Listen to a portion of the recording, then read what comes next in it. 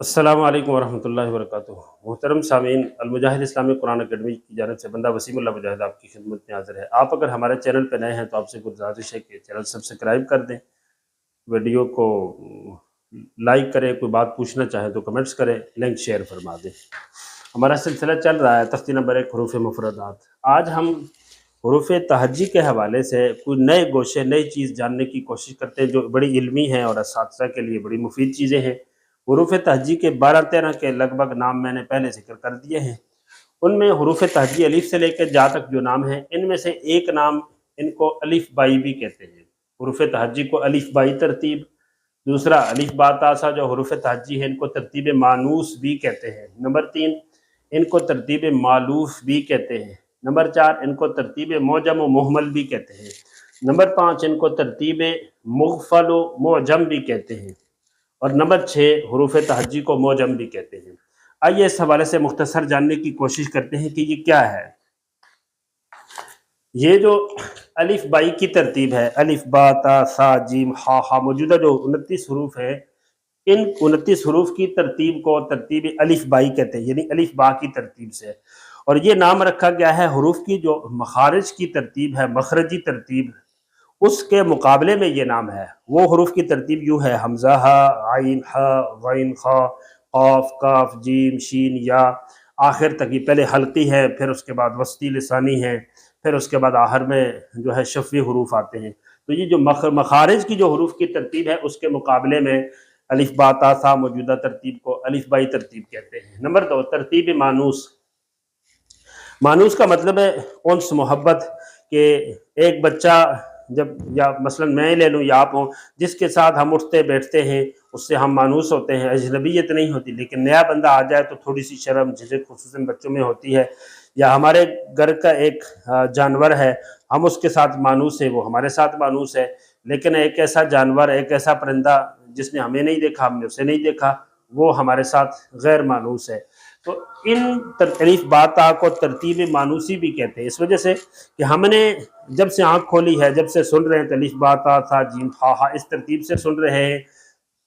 یہ ترتیب مانوس نام ہے ترتیب ابجدیہ کے مقابلے میں۔ جو پہلے ترتیب تھی، ترتیب ابجدیہ تھی، پہلے الف با جیم دال ہا واو زا، یہ جو ترتیب تھی، پہلے الف تھا، با جیم دال، وہ حروف کی ترتیب اور تھی، آخر تک 28 کے 28، 29 کے 29 حروف کی، اور وہ ہم نے سنی ہوئی نہیں، پڑھی ہوئی نہیں، وہ ہمیں اجنبی لگتی ہے، غیر مانوس ہے ہمارے لیے۔ اس کے مقابلے میں یہ ترتیب مانوس ہے کہ ہم نے دیکھی سنی ہوئی ہے، اس کو ہم پہچانتے ہیں، اس کو پہچانتے نہیں۔ آگے چلتے ہیں ترتیب معلوف۔ اس کو ترتیب معلوف کیوں کہتے ہیں؟ معلوف کا مطلب ہے جانا پہچانا، یہ بھی مانوس سے ہے، معروف سے ہے جی۔ مروج، جو چیز رواج میں ہو، کلچر میں ہو، یہ بھی ابجد کے مقابلے میں ہے جی۔ ان سے طبیعتیں معلوف ہیں، جانے پہچانے ہیں۔ الف با تا ہے، لغات ڈکشنریوں کی کتاب دیکھ لیں تو باب الالف، باب البا، باب التا، باب السا، اس طرح ہوتے ہیں۔ آپ ناموں کی کتاب اٹھا لیں تو الف سے شروع ہونے والے نام، پھر با سے شروع ہونے والے نام، پھر تا سے شروع ہونے والے نام اسی طرح لکھے جاتے ہیں۔ آپ کتابوں کی جو لائبریریاں ہوتی ہیں، کتب خانے ہوتے ہیں، ان میں دیکھ لیں تو ایک خانے میں تمام وہ کتابیں ہوتی ہیں جو الف سے شروع ہوتی ہیں، پھر دوسرے خانے میں وہ کتابیں جو با سے شروع ہوتی ہیں۔ مکتبوں کی جو فہرست ہوتی ہیں ان کی ترتیب بھی ایسے ہی ہوتی ہے کہ الف والی کتابیں ایک خانے میں، پھر با سے شروع ہونے والی سب نام، پھر تا سے شروع ہونے والے نام۔ یا محدثین یا اہل علم جب تذکرہ کرتے ہیں تو الف کے تحت ان تمام علماء کا، مؤلفین کا تذکرہ کرتے ہیں جن کے نام الف سے شروع ہوتے ہیں۔ تو اس اعتبار سے مانوس ان سے طبیعت مانوس ہوتی ہے، جانے پہچانے ہوتے ہیں۔ تو یہ بھی حروف ابجدیہ کے مقابلے میں ترتیب مانوس ہے، اس کو کہتے ہیں۔ آگے ترتیب معلوف کہتے ہیں۔ آگے چلتے ہیں ترتیب معجم و محمل۔ یہ بات میں نے پہلے بھی عرض کی ہے کہ پہلے زمانے میں حروف پہ نقطے نہیں تھے، نقطوں کا وجود موجود تھا، تصور موجود تھا، لیکن لکھائی میں نقطے نہیں ڈالے جاتے تھے۔ رسول اللہ صلی اللہ علیہ وسلم کے زمانے کے ساتھ ساتھ صحابہ کا زمانہ ہے، صحابہ کے پھر آگے جو شاگرد تھے جنہیں تابعین کہتے ہیں، ابو الاسود دولی، پھر یحییٰ بن یامر، اور پھر نصر بن عاصم لیسی، یہ جتنے حضرات تھے انہوں نے پھر حروف پہ نقطے ڈالے جی۔ نقطے ڈالے گئے تو جب نقطے ڈالے جائیں تو اعجام کہتے ہیں وضاحت کرنے کو، ابہام دور کرنے کو، جو کمی رہ گئی اس کو دور کرنے کو۔ مثلا پہلے نقطے نہیں تھے، یہ دال تھی یہ زال تھی، پتہ نہیں چل رہا تھا۔ اب اس کو کس کو دال کہیں کس کو زال کہیں، تو اس پہ نقطے ڈال کے واضح کر دیا گیا زال یہ ہے۔ اب جو ابہام تھا، جو شک شبہ تھا، وہ دور ہو گیا، اس اعتبار سے اس کو موجم کہتے ہیں، جی موجم کہتے ہیں۔ اہل علم لکھتے ہیں سمیہ موجباً لأن شکول النقد فیہا عجمہ لا بیان لہا، کہ ان کو موجم اس لیے کہتے ہیں کہ ان کے اندر نقطوں کی جو علامتیں، جو شکلیں ڈالی گئی ہیں، وہ ان کے اندر ایک کمی تھی، ایک کمزوری تھی، ایک ابہام تھا، اس کو دور کرنے کے لیے ایسا کیا گیا ہے، کچھ تھوڑی سی وضاحت کی گئی ہے۔ لیکن اس کے باوجود لا بیان لہا، ان کا مستقل کوئی معنی نہیں ہے، یہ مستقل اپنا مقصد واضح نہیں کر سکتے، اس لیے اس کو موجم کہتے ہیں۔ اور دیگر بھی بہت سارے حضرات نے اس پہ لکھا ہے کہ سمیت حروف الہجائے حروفا موجمتاً لأن اوجمت بالنقط، کہ ان کو حروف ہجا اس لیے کہا گیا ہے کہ ان کو نقطے دے کے ان سے ابہام جو تھی، وہ شک شبہ جو تھا کہ یہ دال اور زال دونوں کی شکل ایک جیسی ہے، کس کو دال کہیں کس کو زال کہیں، تو نقطہ دے کے اس کمی کو پورا کیا گیا، واضح کر دیا گیا کہ یہ دال ہے یہ زال ہے، اس لیے اس کو حروف موجم کہتے ہیں، جی موجم۔ اور محمل ہمارے ہاں اردو میں محمل بیکار کو کہتے ہیں، یہ اردو والا محمل نہیں ہے، یہ عربی والا ہے۔ یہ محمل کا معنی ہوتا ہے چھوڑا ہوا، محمل کا معنی ہوتا ہے چھوڑا ہوا، جی۔ تو دال زال میں تھی، دال چھوڑ دی گئی، تو چھوڑے ہوئے کو عربی میں محمل کہتے ہیں، اور جس پہ نقطہ ڈال دیا گیا اس کو موجم کہتے ہیں، جی۔ یا جو سامنے تھا اس کو چھوڑ دیا اور جس پہ نقطہ ڈال کے واضح کیا گیا، واضح کرنے کو موجم کہتے ہیں، چھوڑے ہوئے کو محمل کہتے ہیں۔ تو دال زال میں سے دال کو چھوڑا، زال کو نقطہ دیا، را کو چھوڑا، زا کو نقطہ دیا، سین کو چھوڑا اور شین کو نقطہ دیا۔ جن کو چھوڑا الف کو، ہا کو، دال کو، را کو، اسی طرح سین کو، صاد کو، ان کو حروف محمل کہا جاتا ہے، اور جن کو نقطے دے دیے با تا سا جیم ہا دال زا شین ضاد ضا غین فا قاف نون یا، ان کو حروف موجم کہتے ہیں۔ یوں سمجھے کہ موجم محمل کے مقابلے میں ہے اور محمل مجمل کے مقابلے میں ہے۔ آگے چلتے ہیں، ترتیب مغفل و موجم، یہ ترتیب مغفل اور موجم کس کو کہتے ہیں؟ آپ یوں سمجھے کہ مغفل اور محمل ایک ہی چیز کے دو نام ہیں، معنی ایک ہی بنتا ہے۔ مغفل غفل سے بنا ہے، اور غفل اس حرف کو کہتے ہیں کہ لا علامت لہا، کہ اس کی کوئی نشانی نہ ہو۔ مثلا دال تھی تو زال پہ نقطہ ڈال کے نقطہ زال کی نشانی ہو گئی، لیکن دال کی نشانی واضح تو یہاں کوئی چیز نہیں ہے، اس لیے اس کو کہتے ہیں غفلہ، اغفال۔ اسی سے مغفل ہے ایسا حرف کہ اس کو کوئی نشانی نہیں دینی پڑی، بلکہ اس کے ساتھی کو نشانی دینی پڑی ہے۔ جس کو نشانی دی گئی وہ موجم ہو گیا، اور جس کو کوئی نشانی کوئی علامت اس کے اوپر لکھی نہیں ہے، سامنے وجود نہیں ہے اس کو مغفل کہتے ہیں۔ تو مغفل کا مطلب ہوگا وہ جس کو کوئی نقطہ نہیں دیا، کوئی علامت نہیں دی۔ تو مغفل موجم کے مقابلے میں ہے اور موجم مغفل کے مقابلے میں ہے۔ اب آخر میں چلتے ہیں، یہ ان میں موجم آتا ہے، یہاں بھی موجم آتا ہے۔ تو موجم کا جو لفظ ہے قرآن میں بھی آتا ہے اعجمیٌ، یا اسی طرح قرآن کریم میں اور بھی دوسری جگہوں پہ آتا ہے لسان اعجمی و لسان ھذا عربی مبین، اس طرح کی آیتوں میں آتا ہے۔ قرآن کریم کی بہت ساری آیتوں میں یہ جو ہے اعجمی، اعجام، اس مادے سے بہت سارے قرآن کریم میں لفظ آئے ہیں، اور حدیث میں بھی آیا ہے کہ اللہ کے نبی نے جانوروں کے متعلق فرمایا اتقوا اللہ، جی اتقوا اللہ فی ہذہ البہائم الموجمہ، کہ یہ جو جانور بول نہیں سکتے، گونگے ہیں، ان کے بارے میں اللہ سے ڈرو، جی۔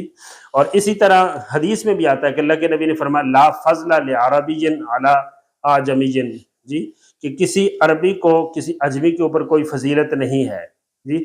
تو اس میں بھی عربی کے ساتھ اجمی کا لفظ آتا ہے، اجمی، اعجام، حجم، موجم، یہ سب ایک ہی مادے سے، ایک ہی چیز سے بنے ہوئے مختلف حروف ہیں، معنی ان سب کا قریب قریب ہے۔ تو یہ جو لفظ ہے حروف موجم، ان کو حروف موجم کیوں کہتے ہیں؟ اہل علم نے یہ تعریف کی ہے کہ موجم اس لیے کہتے ہیں کہ موجم کے اندر بنیادی طور پہ دو چیزیں ہیں، ایک یہ ہے کہ اس کو نقطہ دے کے واضح کر دیا گیا، اس اعتبار سے اس کو موجم کہتے ہیں۔ موجم کا مطلب ہے اس کا ابہام دور کیا، اس کے اندر جو کمی تھی اس کو دور کیا، تو یہ موجم بن گیا۔ دال زال میں کمی تھی، پتہ نہیں چل رہا تھا، تو نقطہ دے کے اس کو موجم بنا دیا گیا۔ اب یہاں ایک بات عرض کرتا چلوں اور بات کر کے اس بات کو ختم کرتے ہیں۔ ہم دیکھتے ہیں کہ عربی کے اندر صرف الف سے لے کے یا تک جو نقطے والے حروف ہیں ان کو موجم نہیں کہا جاتا، بلکہ بغیر نقطے کے جو حروف ہیں تمام الف، ہا، دال، سین، شین، ان سب کو ملا کے نقطے اور بغیر نقطے یعنی موجم کو، مہمل کو اور موجم کو اور مغفل کو، تمام کے تمام حروف کو موجم کہا گیا ہے، حروف عجمی، حروف موجمہ کہا گیا ہے۔ جبکہ اس کے مقابلے میں ہم دیکھتے ہیں کہ جو بغیر نقطے تھے ان کی وجہ سے ان سب حروف کو حروف مہمل، حروف مہملہ نہیں کہا گیا۔ یہ ایک حیران کن بات ہے، نقطے کی وجہ سے باقی سب کو وہی نام دے دیا گیا تو ٹھیک ہے، موجم ہو گئے حروف موجمہ الف سے لے کے یا تک۔ جی، جس طرح نقطے والوں کو موجم کہتے ہیں اسی طرح سب کو بھی موجم کہا جاتا ہے عربی میں۔ جس طرح بغیر نقطے کے حروف کو مہمل کہا جاتا ہے، مغفل کہا جاتا ہے، تو نقطے والوں کی وجہ سے بغیر نقطے والوں کو وہ نام مل گیا، لیکن جو نام بغیر نقطے والے حروف کا تھا، مغفل اور مہمل، یہ نام نقطے والوں کو کیوں نہیں ملا؟ تو یہاں بات عرض کرتا چلوں کہ ہم حروف تہجی کو حروف موجمہ یہ کب سے کہا گیا ہے؟ اگر نقطے دینے کے بعد یہ بات کہی گئی ہے تو پھر تو بالکل ٹھیک ہے، لیکن ہم عربی تاریخ کے مطالعے سے یہ بات جانتے ہیں اور اس نتیجے پہ پہنچتے ہیں کہ یہ نقطوں سے پہلے سے ان کو حروف موجم کہا جاتا ہے۔ پھر پہلے سے کہا جاتا ہے تو نقطے تو پہلے نہیں دیے ہوئے تھے، پھر ان تمام حروف کو حروف موجم کیوں کہا جاتا ہے اور ان تمام کو حروف مہمل اور مغفل کیوں نہیں کہا جاتا؟ اس کی وجہ کیا ہے؟ جی، یہ جو نام ہے مہمل اور مغفل، یہ نقطے دینے کے بعد شروع ہوا ہے۔ حروف موجمہ جو نام ہے یہ نقطوں سے پہلے کا ہے، اور اس کی وجہ کیا ہے آپ توجہ کریں۔ اس کی وجہ یہ ہے، اس کی وجہ کو جاننے کے لیے دو باریک نقطے ہیں اور انتہائی مختصر ہیں۔ ایک یہ ہے کہ جب حروف اتارے گئے آسمانوں سے، جب حروف آ گئے، مثلا یہ ایک شکل ہے، اب یہ شکل آ گئی، ایک شکل واضح ہو گئی، اور پھر اس کا نام بھی آ گیا کہ یہ جیم ہے یا اس کا نام ہے ہا، تو شکل بھی واضح ہو گئی اور نام بھی واضح ہو گیا۔ اب مطلق یہ شکل ہو، کوئی پتہ نہیں کہ یہ کیا ہے، جب یہ کہا گیا حروف ہے، حرف ہے، تو ایک چیز کی وضاحت ہو گئی۔ پھر اس حرف کا نام بتا دیا گیا کہ ہا ہے، تو تھوڑی سی اور وضاحت ہو گئی۔ یہ جو تھوڑی سی وضاحت ہوئی تھی، جی، شکل کا بھی پتہ چل گیا، شکل کا نام بھی پتہ چل گیا، اس کو اعجام، اس کو وضاحت سے، وضاحت، اس کی وضاحت ہو گئی، اس اعتبار سے اس کو حروف موجم بھی کہتے ہیں۔ اور یہ پہلے سے تھا کیونکہ حروف کی شکل بھی حضور کے زمانے سے پہلے سے واضح تھی اور ان کے نام بھی پہلے سے واضح تھے، اس اعتبار سے ان کو حروف موجم پہلے سے کہا جاتا تھا۔ اور دوسرا، موجم کا مطلب ہوتا ہے گونگا بھی، یعنی جو عربی اچھی طرح نہ بول سکتا ہو یا جس کو عربی نہ آتی اس کو بھی موجم کہتے ہیں۔ جس طرح عرب و عجم، عجم اس لیے کہتے ہیں کہ عربی زبان اور اہل عرب میں جتنی فصاحت ہے وہ چیز ہمارے اندر نہیں ہے، وہ بات کو جس اچھے انداز سے کہہ سکتے ہیں، یا عربی کے اندر اس کا دامن جتنا وسیع ہے دنیا کی کسی زبان کے اتنا وسیع نہیں ہے، بلکہ دنیا کی ساری زبانیں مل کے عربی زبان تک نہیں پہنچ سکتی۔ اس اعتبار سے بات یہ عرض کر رہا تھا کہ حرف کی شکل آ گئی اور حرف کا نام آ گیا تو کچھ تو وضاحت ہو گئی، اس اعتبار سے ان کو حروف موجم کہا جاتا تھا۔ اور دوسرے اس اعتبار سے کہ شکل بھی آ گئی، نام بھی بتا دیا گیا، لیکن اس کے باوجود سین کی شکل اور سین کا نام، جیم کی شکل اور جین کا نام، جی، اپنا معنی مقصودی، پوری بات، اپنا مدلول، اپنا مقصود واضح نہیں کر رہے تھے۔ اس اعتبار سے گویا یہ ایسے تھے کہ ان میں نقص تھا، ان میں کمی ابھی موجود تھی، اپنے مدلول پہ، اپنے مقصود پہ، مدلولات پہ واضح یہ دلالت نہیں کر رہے تھے، بات کو واضح نہیں کرتے حروف تہجی۔ جی، حروف تہجی الف سے لے کے یا تک یہ حروف ہیں، انہی حروف کو ہم جوڑتے ہیں تو لفظ بنتے ہیں، جب لفظ بنتا ہے تو پھر اس کا مقصد واضح ہوتا ہے، بات واضح ہوتی ہے۔